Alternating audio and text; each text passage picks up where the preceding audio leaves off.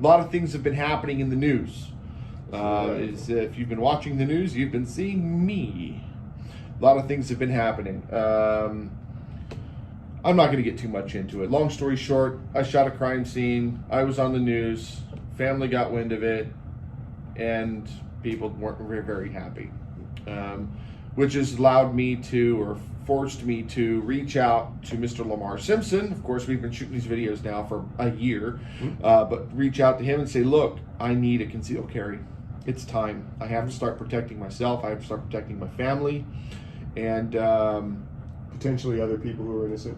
Potentially. You know what? You know, it really comes down like this whole situation with that waitress over at House of Oliver. Sad situation. Could have been prevented if somebody was in there with a CCW. They could have easily neutralized that situation. Easily. So, long story short, a lot of you guys have asked me, hey, I want to get my CCW. Does he do the classes? Yes. But we're going to dig really deep today. We're going to really just talk about what is a CCW. A lot of people don't know what it is. They think that if you get a CCW, you can just walk around with a gun on your side. Yes and no. It can't be seen. So we're going to really dig deep. So what's up, man? Oh, not much, man. You are right, though. Things have been progressing in a very bad trend. We're seeing a lot more violence. We're seeing a lot more people taking liberties. And we have to take responsibility for our own safety, our own protection. Big supporter of law enforcement, but they cannot be everywhere. Yeah. So we have to. And they're trying to defund, which is a whole other story in itself. We can do a video on that all day long. Yes. I say all of these, that's a bad idea. Yeah. But at the same time, we can take some steps to prevent things from happening to us. I mean, we've so far talked about doing a lot of basic pistol, doing the women's classes, some of the groups that those are helpful for. Correct. But some of us will take that next step and say, you know, I want to take my own safety in my own hands, and I want to have a concealed carry permit. It's not even a matter of taking my own safety in my own hands. If you're being robbed at gunpoint, here's my thing. If someone's trying to steal your cell phone at gunpoint, give them your goddamn cell phone. Absolutely. Okay, just 100%. Give them your cell phone. If someone's trying to kidnap your child, it's over. That's a whole different story. Right. So we use the shark analogy, right? So if I was to come up to you and take your phone and throw it into a shark tank, would you dive in after it? Depends. Well, I've always wanted to swim with sharks. Well, maybe not, but if someone I'm kidding. Your wife or your kid, that's going to change that story. So there's a number of reasons. One, if we're stealing property, someone's stealing property, is it really worth dying or going to jail over? So those two things can happen. And we're not talking about just going to jail and getting an OR and getting out in a couple of days. These cases take years. This will ruin your life. Well, and you are likely in the state of California, we are not a property protection state for deadly force. Correct. We can protect property, not with deadly force. Correct. So the problem with that is if, let's say I go outside, I'm not a concealed carry holder, I hear somebody messing around with my car outside. So I decide to take my shotgun outside, say, hey, what are you doing in my car? You can cock it. That's about as far as you can go. But if he turns around, he pulls a knife at me and starts charging me, I shoot him. Now the DA is going to say, hey, well, sure, he pulled a knife, but you started that escalation to deadly force. So we cannot use deadly force to protect our property by any means whatsoever. Our family members, yes. Ourselves, yes. If we feel like we see somebody in the street that needs our help, that deadly force is required, we can do that. We're not required to. And I'm perfectly okay with people making a decision, hey, you know what, I don't want to get my life involved for a perfect stranger. Some people say, hey, you know what, if I see that happening, I can't live with myself unless I do something. So many of us do think that way. But having that concealed carry permit, I think it's really important to understand that, first of all, as you said, it has to be concealed. People... This is not an open carry. It's not an open carry state. It never will be. I don't care how many people try to say, hey, I'm going to get in there and be a governor, I'm conservative, we're going to have open carry. That will never happen. It's just not that type of state. So if your gun is, let's say my shirt pops up and you can see it, am I technically brandishing or anything? No, I'm not. But do you think somebody might call police and say, hey, I can see his gun? If they can prove that, hey, I'm walking around, you can see it, I'm not concealing my gun anymore. So I can lose my permit at that point, right?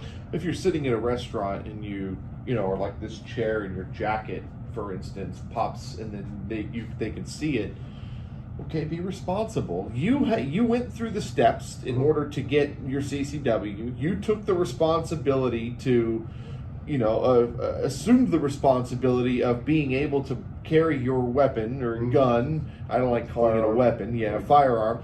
But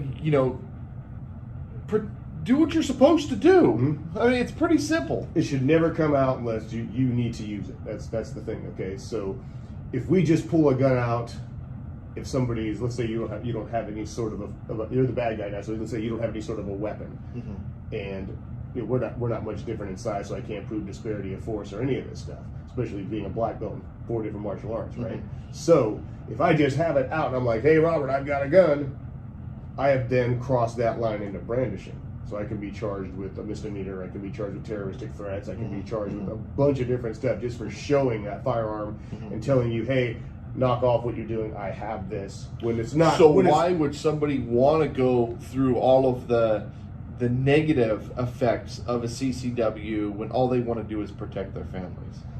For me, having that CCW is being able to carry that thing with you wherever you go where it's legal. And if something arises, which a lot of stuff is arising now, we see people getting shot in streets, we see people being kidnapped, we see a lot of bad things going on right now. I mean, I don't mean to laugh at this, it's amazing to me how much people have crossed that line into where they don't care, they're just going to do what they want to do. They're shooting people on the freeway. They just don't care, they're going to do it, they don't care. Okay, so what if you're in traffic and somebody's shooting at your car on the freeway? Can you shoot back? You can make sure that you hit the thing you're hitting. Hit the thing you want. If I go hit somebody else, that's game over. It's a problem.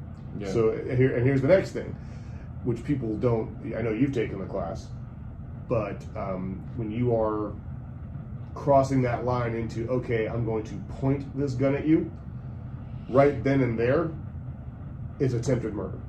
If I'm wrong, if I'm right, hey, I'm protecting myself. You're out with a gun, I point at you, I say, hey, stop. I'm all good if I have. It's so funny that he when he pretends to pull out his gun, he still always points it at the floor. Muscle memory, always pointing at the floor. Safe direction. So I mean, and those things they're embedded into you after a while. So, but I've crossed that significant line at that point, where I'm attempting to kill somebody because I'm pointing a gun at them. That in and of itself in this state is attempted murder. So you better be right. If I shoot at them and I don't even hit them, I can still be charged with murder.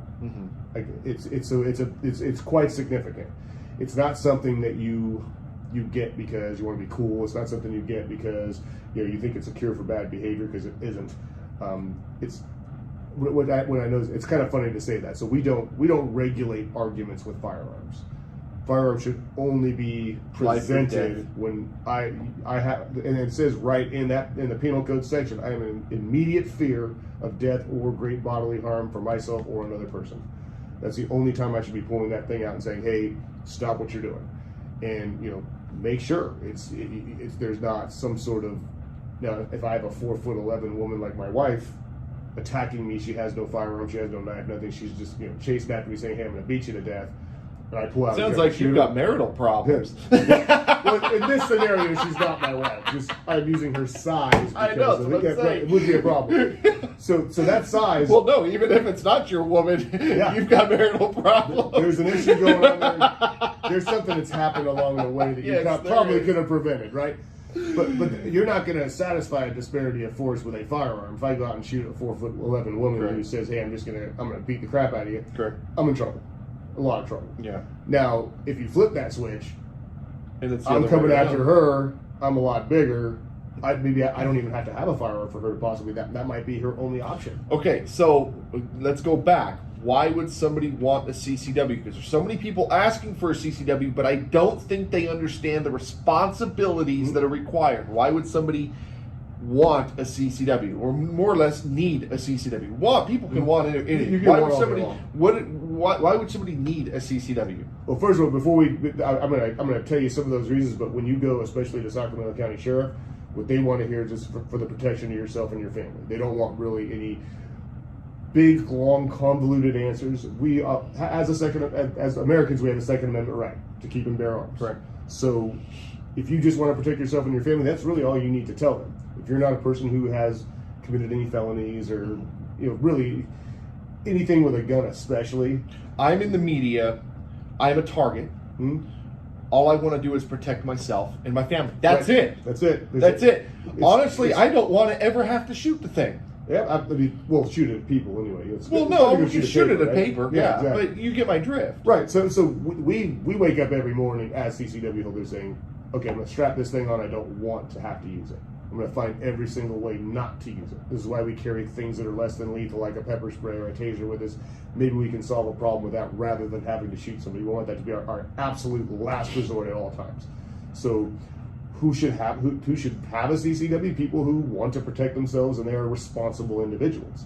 If you're going to be a jackass, go get a CCW, you don't have any crimes in it, but you're going to wave it around and say, hey, look at my cool gun all the time, and you're going to make that every single You go to a fucking party and you set it down on the coffee table, that kind of stupid shit. Things like that. No one should ever know it's there. Correct. I mean, in California, we don't want to be, we cannot enter a bar with it. So we don't want to be casinos as well. We don't want to be out drinking or doing things like that when we have a firearm. It's if you're gonna have an evening out and you want to have a couple beers or something, that night you leave it at home. Not even in the car, because here's the thing: if what we talk about. See, I don't drink, so what we talk about is when a district attorney looks at a shooting incident, they're going to say, would a reasonable person be in fear of death or great bodily harm in that same scenario? If you're going out and having drinks, then you shouldn't be in your car anyway, right? Well, you could be in your. Let's say my wife doesn't. My wife doesn't like to drink. I have a couple beers. She's driving. I have my gun in my car. Somebody tries to do something to us. I pull it out and I shoot them. It's kind of shot my reasonable person argument out the window because I've had a couple drinks. So obviously we get impaired with those sort of things, and even one beer can impair your judgment. So we don't want to do that. If you're going to go out and do something like that, either don't go do it, leave your gun at home and say, okay, you know what?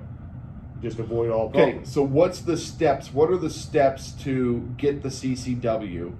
Where do they start? Where do they go from there and so forth?